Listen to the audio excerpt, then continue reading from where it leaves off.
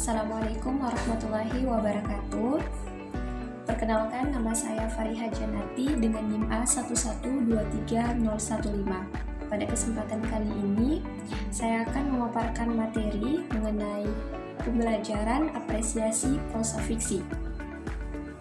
Baik, dalam pembahasan materi terkait pembelajaran apresiasi prosa fiksi ini terdapat beberapa poin-poin terpenting, diantaranya yang ke-1 ada definisi prosa fiksi itu sendiri, kemudian yang kedua ada karakteristik prosa fiksi, yang ketiga ada jenis-jenis prosa fiksi, dan yang terakhir yang keempat yaitu unsur-unsur pembangun dari karya prosa fiksi tersebut.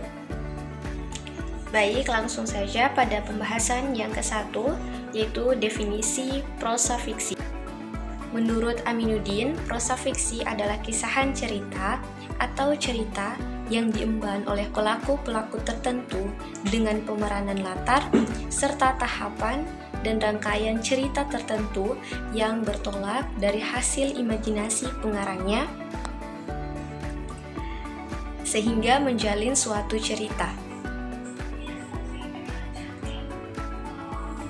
Baik, jika dijabarkan satu persatu, dapat diartikan bahwa prosa ini adalah suatu karangan, sementara fiksi yang berupa hayalan, serta dapat disimpulkan bahwasannya prosa fiksi ini merupakan karangan cerita yang ditulis oleh pengarangnya berdasarkan hasil imajinasinya. Baik, selanjutnya pada pembahasan yang kedua yaitu karakteristik prosa. Di antaranya yang ke-1 yaitu bentuk bebas. Jadi prosa fiksi ini yaitu sebuah karangan yang diciptakan dalam bentuk bebas karena ia tidak terikat pada aturan manapun, sehingga nantinya memudahkan para pengarang dalam mengekspresikan ide ataupun gagasannya ke dalam suatu cerita. Yang kedua, gaya penulisannya alami. Yang ketiga, tidak ada irama ataupun rima. Yang keempat, memiliki tema. Nah, nantinya tema ini akan menjadi dasar cerita dalam prosa fiksi yang akan menjadi pokok pembahasan. Yang kelima, memiliki tokoh. Yang keenam, memiliki sudut pandang. Baik, selanjutnya yang terakhir yaitu yang ketujuh, yaitu memiliki amanat.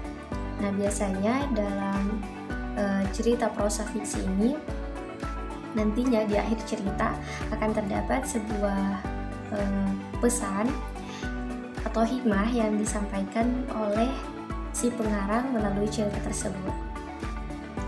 Selanjutnya pada pembahasan yang ketiga yaitu jenis-jenis prosa fiksi.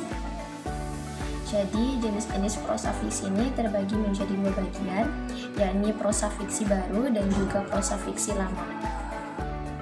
Di mana prosa fiksi baru contohnya diantaranya terdapat cerpen, novel, kemudian ada novelet, roman, kritik, riwayat, resensi, dan juga esai.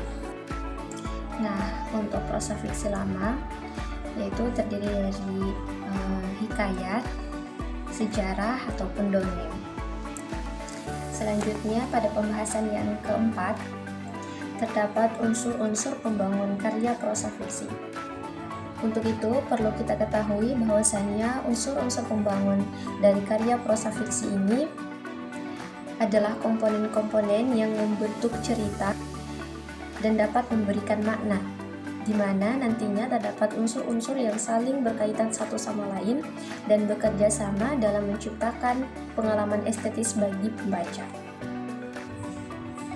Baik, itulah poin-poin penting yang terdapat dalam pembelajaran apresiasi prosa fiksi.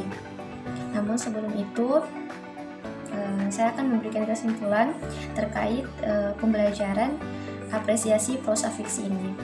Jadi, selain dari prosa fiksi ini adalah suatu karangan cerita yang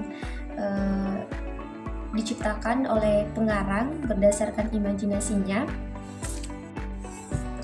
Baik, itulah pemaparan materi dari saya. Saya ucapkan terima kasih, lebih dan kurangnya saya mohon maaf. Wassalamualaikum warahmatullahi wabarakatuh.